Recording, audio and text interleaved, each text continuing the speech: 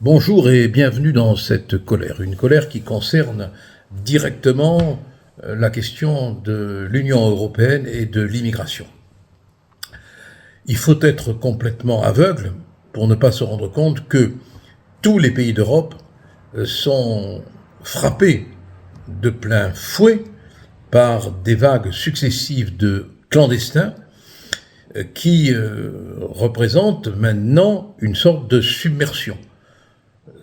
Dernière en date, Lampedusa, où on a vu déferler un nombre impressionnant, inimaginable même, de sans-papiers qui ont occupé le territoire de l'île de Lampedusa, au point que les habitants de l'île se sont trouvés en infériorité numérique.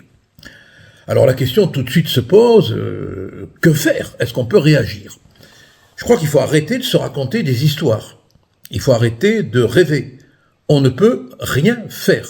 Et pour une raison toute triste, toute simple, c'est que l'Union européenne, avec ses décisions de justice et avec ses textes, nous empêche tout simplement de réagir. Au moment même où il y a l'afflux des migrants en Italie. La Cour de justice européenne, saisie par une question préjudicielle du Conseil d'État français, oui, parce que maintenant les juridictions françaises, avant de prendre une décision, vont demander à l'Union européenne, à travers sa justice toute puissante, ce qu'elle en pense. Question préjudicielle qui portait sur la manière dont on doit traiter les migrants. Peut-on les renvoyer ou ne peut-on pas les renvoyer?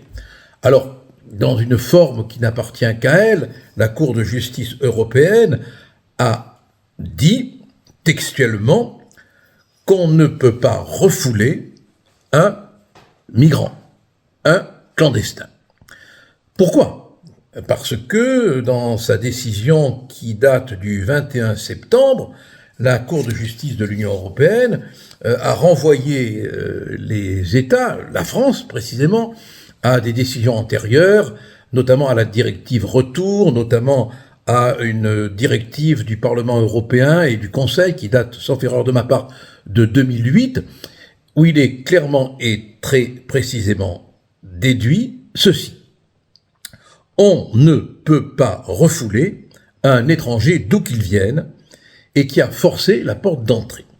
On ne peut pas le contraindre à repartir, on doit lui laisser, je cite, un délai pour quitter volontairement le territoire. Voilà. Je répète, c'est écrit noir sur blanc, le clandestin doit bénéficier d'un délai pour quitter le territoire volontairement. Donc, que voulez-vous qu'on fasse? On ne peut pas interdire le franchissement de la frontière, et une fois que la frontière est franchie, le clandestin, qui est là au nom de la violation d'une frontière, qui existe toujours, même si elle n'existe plus, parce qu'on a voulu qu'elle n'existe plus, tout en existant, c'est le paradoxe, on ne peut pas le faire repartir.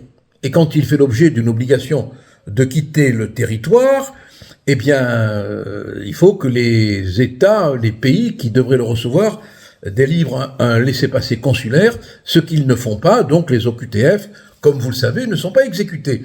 On ne réglera pas le problème de l'immigration clandestine, je dis bien clandestine. Du reste, quand il s'agit d'étudier le droit à l'asile, c'est pareil, hein. On peut rien faire de contraignant. Bon, tant qu'on ne quittera pas soit la structure juridique de l'Union européenne, soit l'Union européenne. Il faut quitter Schengen, il faut qu'on se redonne tout simplement une capacité juridique d'autonomie en ce qui concerne la question de l'immigration et la question du traitement des clandestins. Il faut qu'on reprenne notre souveraineté juridique dans ce domaine. Or, on ne l'a plus. On est désarmé juridiquement. Et c'est la raison pour laquelle Darmanin a beau montrer ses faux muscles, il ne pourra rien faire tant qu'on sera enfermé dans ce piège. Oh, il y a des sursauts. Le Danemark réagit, la Grèce réagit. Il faut réviser Schengen. Il faut exiger des pays qui sont concernés par les OQTF qui s'exécutent, sinon on coupe toutes les aides qu'on peut donner. Il faut revenir à de véritables frontières et il faut surtout revenir à une souveraineté judiciaire. On l'a perdue, il faut la reconquérir. On a besoin de pouvoir décider de ce qui se passe à nos frontières. C'est une question de survie existentielle.